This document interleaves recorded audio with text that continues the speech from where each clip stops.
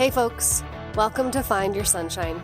I'm Sally, your host, your cheerleader, single mama, and believer in finding joy no matter what life throws your way. This is a space where we keep it real, laugh through the chaos, and remind each other that we are stronger than we think. So whether you're here for a little encouragement, some honest talk, or just a good laugh, you're in the right place. Let's dive in and find your sunshine together. Let's go. Hey folks, welcome back to Find Your Sunshine. So excited for you to be back. Episode 9! Almost a double digits, guys. I'm so excited. I still, like I say every time, cannot believe this is a thing. So I'm so proud of myself. We are doing so well, and I cannot believe the progress and how many episodes I've gotten out so far. I know it's not very normal for people to even get this far or keep going, but not going to let that get to me, and I'm going to keep pushing forward and keep spreading my sunshine as much as I can because I know we all need it. And this week's episode is something I wasn't really prepared to talk about because it wasn't my original plan. And then all these little things kept coming in to play, and I switched it up. And it's why it's coming out pretty late. It's why I didn't record it forever. It's because wasn't sure if I wanted to talk about it. And then, of course, Maycember came around. And if you know what I'm talking about, if you know a mom with school-aged children, with all their activities and all the things, you should go check on them. Go check on your friends because they are not okay. We are all suffering here. I literally do not know how any of us survive it. I think it is worse than Christmas, actually. And I will stick with it because there's so many things going on. So many like end of year tasks. This needs to be done. That needs to be done. One kid needs to go there. Another kid needs to go there. And in my case, being a single mom and coordinating that by myself or with my co-parent, which isn't always easy, actually never easy, it can be so hard to figure this whole month out. I am slowly losing my mind, and I'm hanging on for dear life, and we're making it through, but it has definitely been a challenge. So please go check on your friends that have the school-aged children and just give them a hug. They need one. They need one. That trend going around on Reels or TikToks where it's like, I just needed a hug, but instead I did this, and it cracks me up. Some of them are hilarious. Some of them make me cry. Some of them, I don't know. It's funny. Go watch it. And if you know, you know. Anyway, update on this last few weeks. There's been a few little things going on. I can't even remember, man. Let's see, what has been going on? That is the real question. Oh, Mother's Day. Celebrated Mother's Day with my kiddos. They were so cute. It's a little hard to celebrate Mother's Day when you're a single mom and you're the one with the kids because all we want is to not be bothered, right? Not be bothered, let us relax, all the things. But when you're a single mom, you don't have that option, which is okay because just the fact that my kids actually truly did think about the day and put some effort in and made me pictures, made me breakfast. So cute. My 10-year-old, she was the cutest. She was determined that I was going to get breakfast in bed. She got up, and she does not get up, guys. She's not a morning girl. She is definitely a sleepy girl. And she got up and made me breakfast, and it was the sweetest thing ever. Love her to death for that. And then my third helped her bring it in. They sang a little song. They had made me pictures. My oldest helped me clean up a lot of things that day. She was very intentional about it. And then my little guy just kept telling me he loved me so much because he just is such a mama's boy, and it is my favorite. He's so cute. I am going to be sad when he finally decides that he doesn't want to be my snuggle bug anymore. So, and then later on in the week, I got to take my oldest to a movie, a solo little date with her. We went to a movie together, one she's been begging me to go because me and her are big giant nerds, okay? We love all the Marvel movies. We love them. They're so good. We are obsessed. It's been a minute since we've watched the whole thing together because that does take time, but we will be getting to it because we were so excited about this movie. It's actually what prompted me for the episode this week, which we'll get back to. And then this following weekend that just happened, so we're what, May 18th or something like that is when I'm recording this because, again, guys, I've been slacking. But I went to Tucker to Lagoon, which is a little music park up in where we live, and she had a dance competition there, and it was just me and her because I got to take her separately, and the kids went with their dad. And me and her had such a good time up there. She danced her little heart out. She was so, so cute. She took first in both, in all of her dances, actually, and just did so well. And she has such confidence in herself, and it is one of my favorite things about her. And I hope that no one ever takes that away from her, and she holds strong to it for her whole life because it amazes me. She is beautiful inside and out. She's sassy, she's loving, she's kind, and I adore her. And we got to spend some time riding rides, and I finally convinced her to go on the roller coasters with me, and she turns out she loves them just as much as I do, and we had such a good time together. So, well, rounding back to my other solo date with my oldest child, and really what made me want to record what I'm talking about in this episode. We were sitting there watching the movie. It's the new Marvel movie that's out called Thunderbolts. And the cute message of the movie, and I don't think this will spoil it for you, but if it does, I'm sorry. You can skip through this, I guess, or not listen to this, but it shouldn't. Is that even when we find ourselves in such a dark space, such a dark area in our life, that there is an army out there willing to help us, willing to support us, willing to love us, an army you didn't even know that you needed.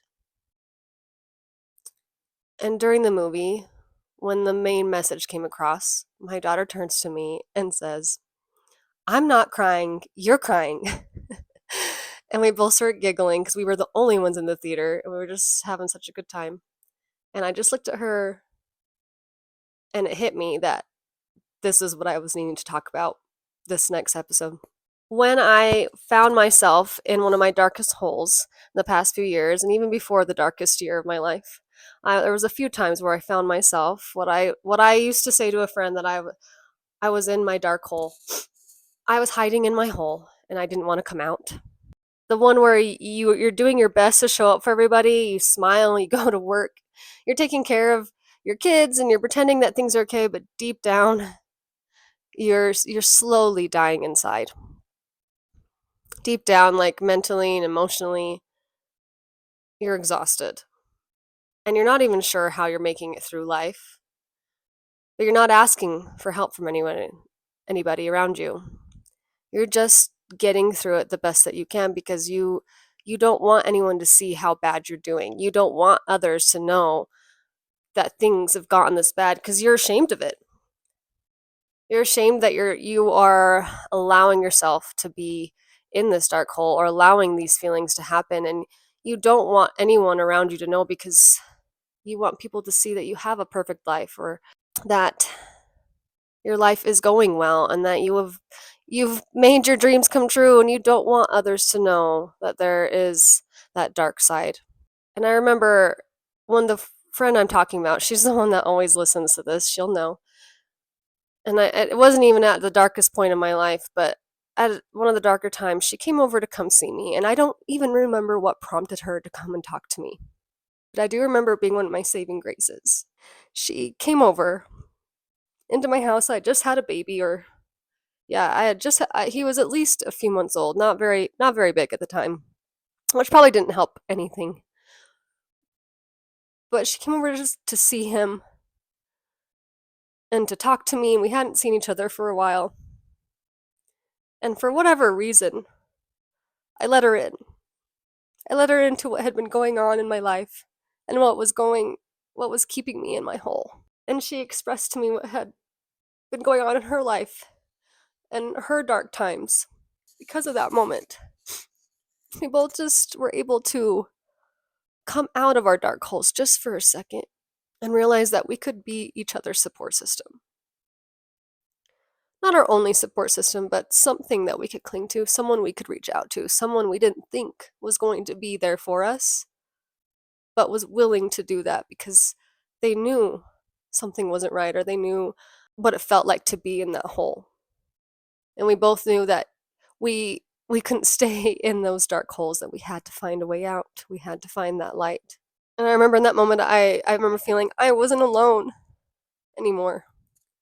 And it wasn't an army yet, but it was that one person made all the difference in the world. I had finally let somebody in, let somebody know what was going on.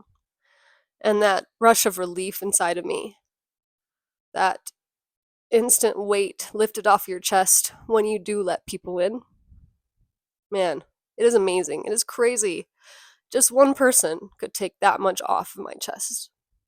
And it didn't fix everything. It didn't fix everything in the moment because, of course, that's not how life works. And you've got to do things to help get you out of that hole. Other things like therapy or finding more people to support you or coping mechanisms and things that are going to really, truly guide you towards your sunshine. But I knew in that moment that I wasn't completely alone and that if I can continue to not seek other people's help or support, that I wasn't going to make it out alive in the end.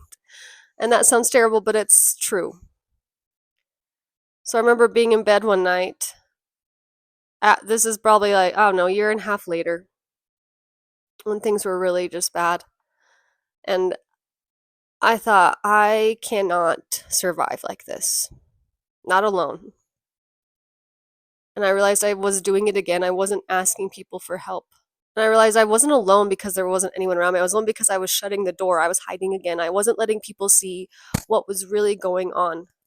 I convinced myself that people didn't care or I'd be a burden on them because I thought they didn't want to help me because they were the cycle that I was going through was in a loop and it continued to happen and because I couldn't see how to fix it myself, they wouldn't want to help me anymore because they continued to watch me allow this behavior in my life. I convinced myself that people didn't care and that I had to figure it out by myself. That if I didn't figure it out myself, I wasn't strong enough, I wasn't good enough. And I'd let someone close to me tell me that I shouldn't be letting other people's in, that this should be our burden to bear because it was my problem, our problems, and no one else needed to know about our problems. When in reality, everyone's going through a hard time. Everyone's going through different hardships, different burdens, and we could be there for each other if we just knew or if we just tried. Even if you don't tell their story, you could at least be there for support. Because the truth is, we all have an army. There's people around you that want to help, who will show up if you just open the door. They may not always be who you expect. It might not be the people close around you. They might not be family. They're not the people you've known the longest. Sometimes those are actually the people that don't help. Sometimes it's coworkers, just having them around, or another mom at your kid's school thing who just smiles or talks to you for a second, or even just listening to a podcast. I know that some of the podcasts I listen to are the main reason I even do one, is because it helped me find my sunshine and find my light in the dark. It would motivate me to get my butt off the couch or realize my worth and how amazing I am. Let's be honest, it is so hard to let people in. We all push people away when we're having a hard time. We all hide. It's why I call it the dark hole, why it is the hole, because we don't want anyone to see it. We hide in our holes. We don't want the support. We're scared of being hurt, judged, let down. And we've all heard that we should be able to do this alone, that we're our own supporter, and we are. We are our main cheerleader. But that doesn't mean we have to be our only cheerleader. It's not how we're supposed to work. We weren't meant to be alone. Asking for help doesn't make you weak. It makes you human. And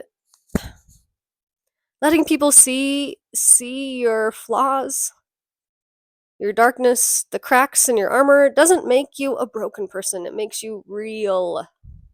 We've all built those walls around us to protect ourselves. But those same walls we build, sometimes it keeps the light out. And they also keep that love out, that support out. It's so important to realize when we need to bring those walls down to let people in.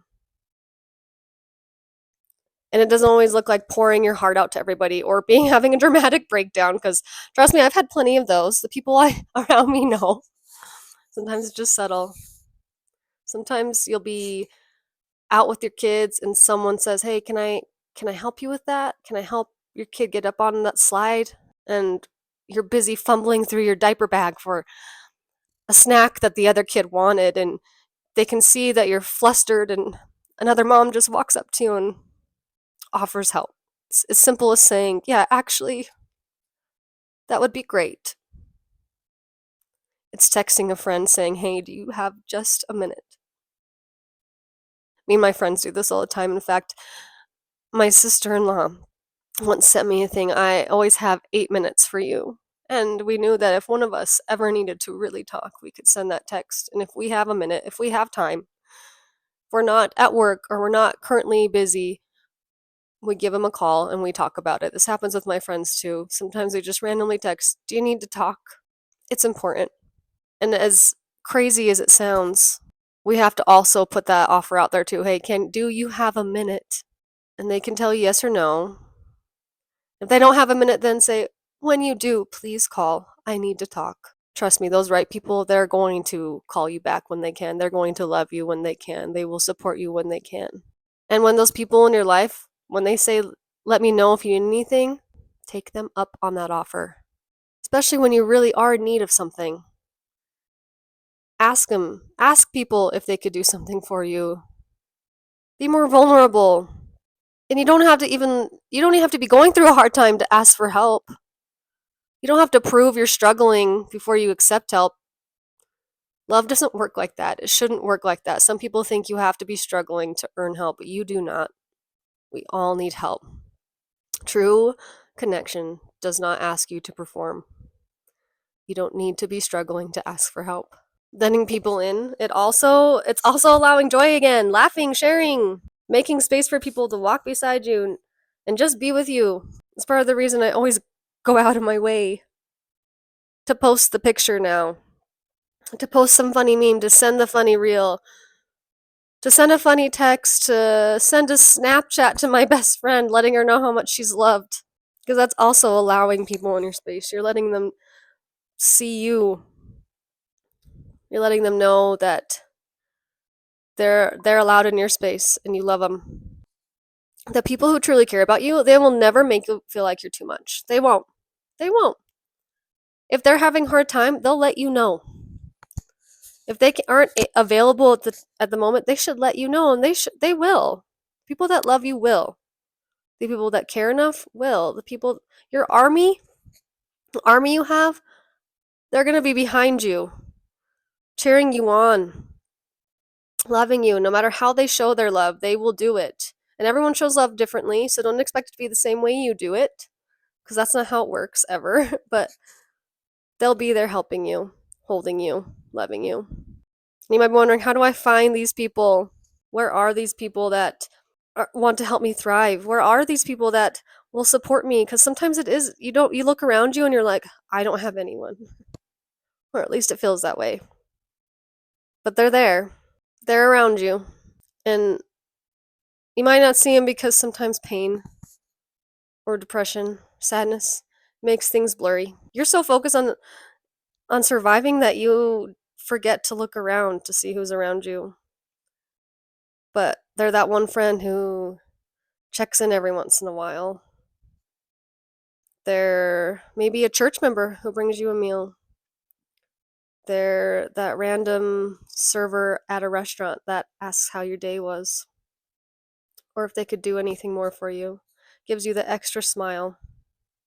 They're even those people on social media who remind you that you are not alone. Your army might not be huge, but it's yours. I don't care how it looks, who it is, they're yours. They're your friends, they're your family, they're your coworkers, they're strangers on the internet. They're the podcaster lifting you up. And here's the thing, not everyone is meant to be in your army, okay? And that's okay. Some people just don't get it. They do not understand it. But those are not your people.